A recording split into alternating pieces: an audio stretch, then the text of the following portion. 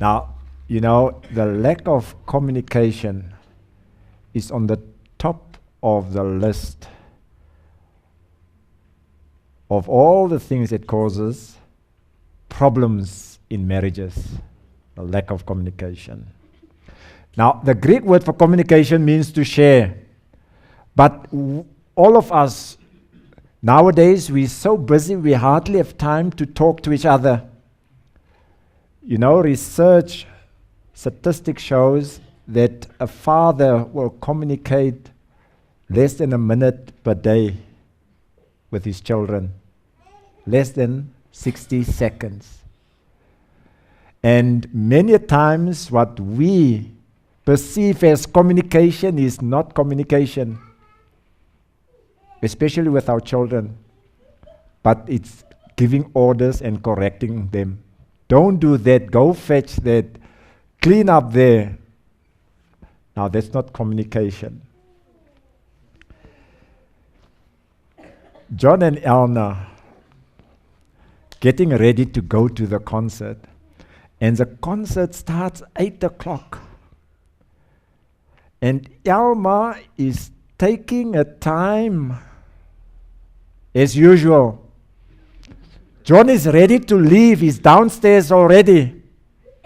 And he's shouting at Elma, hurry up please, we're going to be late. And she's shouting back from upstairs, John, don't you just stand there. Close the windows and pull the car out of the garage. And for a woman, when she tells you, 5 minutes, I will be ready, and you must prepare yourself for half an hour. But at last, she comes down the stairs, gets into the car, but she noticed that John is not happy. And she asked him, but what's the matter with you? He said, yes, we're always late. Late for church, late for work, late for school. One of these days we will be late for our own funerals. And Elma said, yes, because you never help me with the children. I must see to the children when we go out. Why don't you help me? And so they talk to each other on their way, and at last they reach their destination. Now, was that communication? They were talking all the time, but my question is, was that communication? No. Now, what is communication? Now, communication is not just listening. Communication is two ways. You need to listen, but you need to share as well. But then there's a third aspect of communication, and that's understanding. We need to grasp, because sometimes we think we understand, we've heard correctly. Here's a couple traveling, say from Johannesburg to Cape Town. And from Bloemfontein to Colesberg, it's about 220 kilometers. And that's a 2-hour drive. But as they near Colesberg, they come over the hill. There's 2 garages that they could see there in the distance, 10 kilometers away. And the wife asked the husband, honey, aren't you thirsty? Wouldn't you like to stop to buy a drink? And he just said, no, I'm not thirsty. Yeah, he passed the garages. But then he noticed, what's wrong with her now? You see, she wanted him to stop. Yeah? She didn't tell him directly, please can you stop, I'm thirsty. But she asked him a question. Yeah? So he should have asked back a question to her. Would you like me to stop? Are you thirsty? Yeah? So don't just take things for granted. Yeah? Now there's 5 levels of communication. Now you will find out on which level are you. Now the first level is small talk chit chat. Oh, the weather is nice. Full stop. I'm going out. How are you? And that's mostly the level of us as men. A man will come home, the husband will come home, and the wife will ask him, how was your day today? Fine. That's it. Fine. The second level is facts. Here you share information, but without any personal comments. You'll just say the car is broken or my hairdryer is broken. That's it. Not that I hope that it can be fixed soon. You just share fact. And then the third level is ideas and opinions. Now, intimacy starts at this level. There's the curtains coming down. So here you expose your feelings and your thoughts. The husband will say to the wife, oh, what a beautiful hairdo. I love that hairdo. And the wife, or you will say to his wife, what the family really needs is to put aside one evening where we can just sit down and discuss these issues. The fourth level is feelings, where feelings and emotions are involved. So at this level, we express our feelings. I'm excited about coming to the series Sunday evening again. So you express your feelings, your excitement. And then the fifth level is deep insight. When you are perfectly in tune with one another. Now, what are some of the reasons that causes this breakdown in communication? One of the reasons may be the curiosity of the wife. Often, the wife will ask lots of questions. My wife, she knows me now already. But isn't it true? You will go to see Bradley's baby. She could not go. And now when I get home, what's the color of the eyes and how much did the baby weigh? Now we as men, we just look at the little thing. Whether it's a boy or girl, but they will ask about the labor and all these things. We don't care. So women like detail, and we just want to give a fact. It's a baby. That's it. Secondly, you get those who always want to correct. I mean, you sit around the table with your other friends or family members, and now maybe the husband will say, as we were traveling down Fuel Road, the taxi jumped the red robot, and the blue Jetta was in front of it. And there was a terrible accident. And then while you're still busy, the wife will jump in. No, it wasn't the Jetta, it was the blue Golf. And this and that. And now you decide, okay, you tell the story.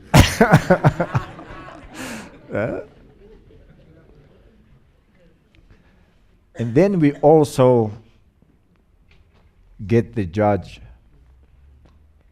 The wife will get home and say, Happy, there's a concert going to be at that West Rand Primary School. And then the husband will just chirp in, and we're not going. He doesn't wait for the wife to finish. And then some people, when something happens, they just sulk, swear, zip. And for a whole week or for days, they don't talk to each other. Breakdown in communication. Now, many other dispositions also hinders communication. The first one, a hard-working husband, as long as he put food on the table, he's happy. His answer to problems is deeds rather than words. Secondly, other men are dogmatic and authoritarian, like that father.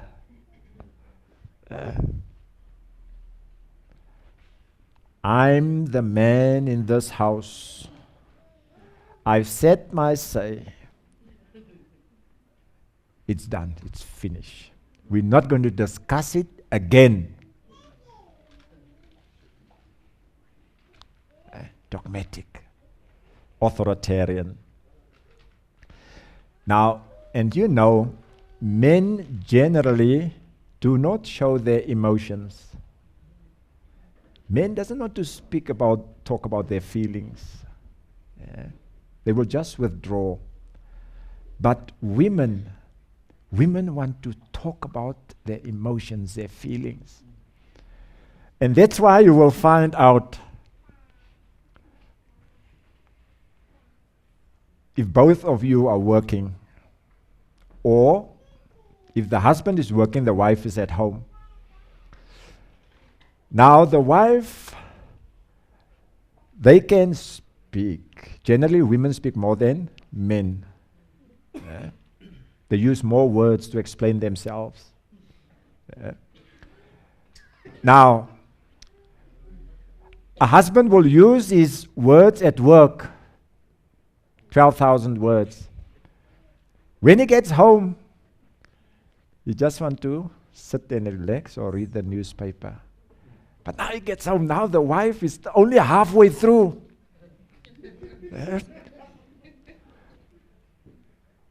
And now she wants to express what she experienced either with the children, or she wants to talk about what happened at the workplace during the day. You know, we as men, after work, we switch off and we just file everything. That's it. But women want to come and share. And you know, many a time they do not want advice from us. They just want us to listen. And just to shake your head and say, yes, honey, that's all. You know, sometimes we just want to give advice. They don't want advice. They just want to talk. So we must keep that in mind. Now, patterns of speech can also lead to a breakdown in communication. If you talk too fast or too soft, so you must take note of your tone of voice. So failing to listen to a partner, or if you always interrupting the partner, or if you criticize, then that leads also to a breakdown in communication. And then another thing that leads to a breakdown in communication is fear. I'm not going to tell him because I do not want to hurt his or her feelings. That's why I'm going to keep it away. The child is in trouble, and now the mother will tell the child, don't tell your dad. Let's keep it away from dad. And then there's a breakdown in communication. And that's why husband and wives, if we have secrets, if we do not share, if we are not open, then there's a breakdown in communication. So don't hide things. Now let me share these verses from Proverbs as well. Proverbs 27 verse 15 and 16. An endless dripping on a rainy day and the nagging wife are alike.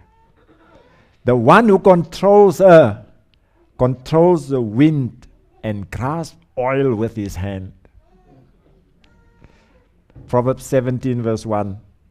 Better dry crust with peace than a house full of feasting with strife. Proverbs 21 verse 9. Better to live on the corner of the roof than to share a house with a nagging husband.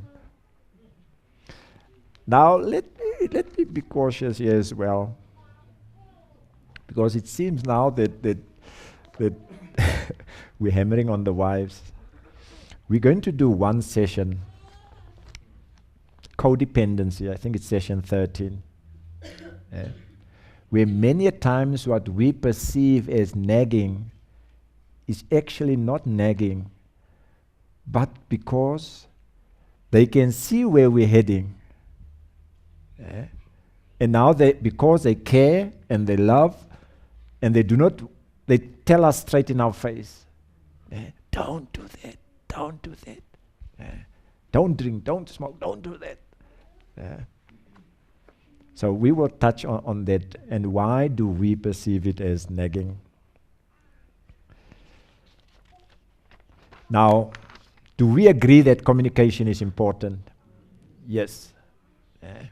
Communication is like the blood in our body, which is very important. Taking time together to talk is not selfish. Neither is it important, neither is it optional. We must make time to communicate with one another. Now, if there's a challenge, maybe one spouse is an introvert, very quiet person. But then you must agree that communication is important. Set time aside, and agree on the time where the two of you are going to spend together. And now you may ask, but what are we going to talk about? There are many things you can talk about. You don't have to gossip about other people. You can talk about your future. You can talk about your plans.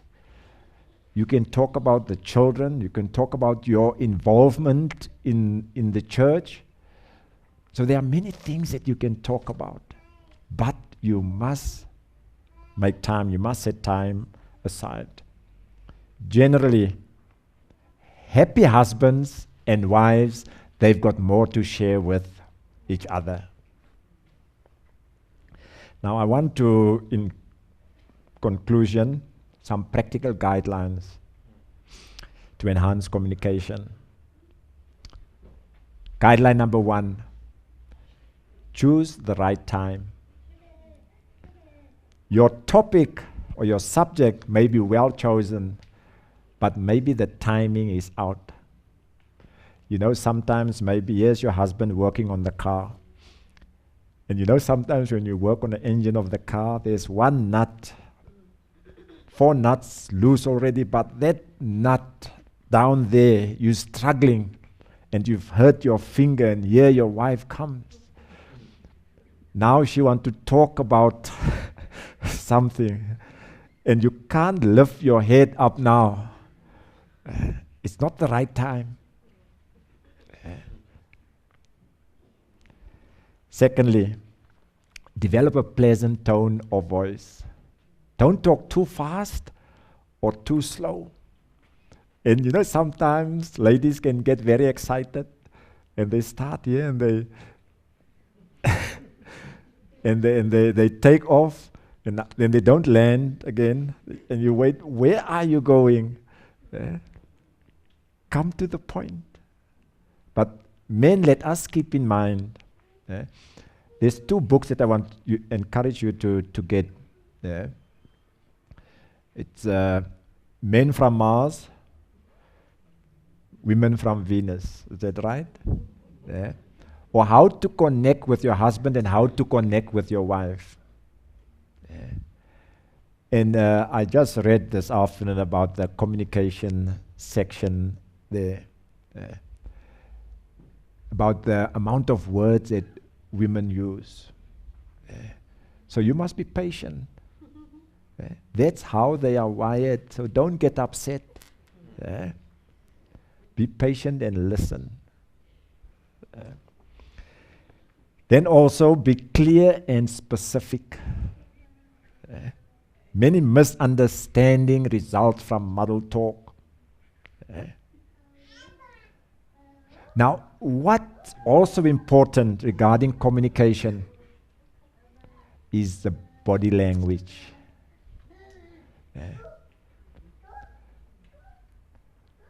If you ask her, honey, are you all right? You know she's upset. I'm fine. And just look at the eyes. Yes, I'm fine. I'm just fine. Then you know she's not fine.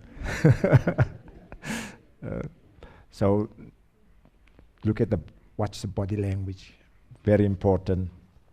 And then also be positive. You know, in our homes, the majority of our communication is negative, finding fault or giving orders. But let our communication be positive. So each day, say for instance, if there's 11 or 12 points, then at least 10 of those points must be positive and only 2 negative.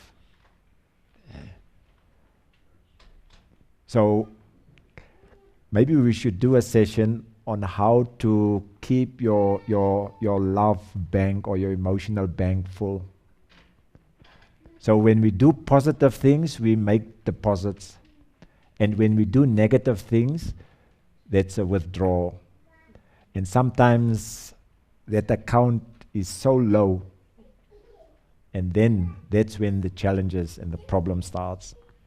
Then also be courteous and respectful of opinions. If she says, I had a bad day, I had a headache now for a few days, don't just say, man, that's nothing, you will get over it tomorrow, it will be better. No, you feel, if somebody feels pain, you feel the pain with her. If somebody is unhappy, then don't you laugh and just say, no, everything will be all right. If that child cries because a dog died, don't say, it's not, I get you another dog. No, feel it with them. Show empathy. And if one is happy, then you're happy too.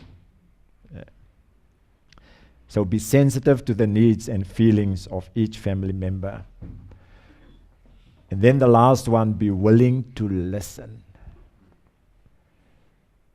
Put down the newspaper. Make eye contact.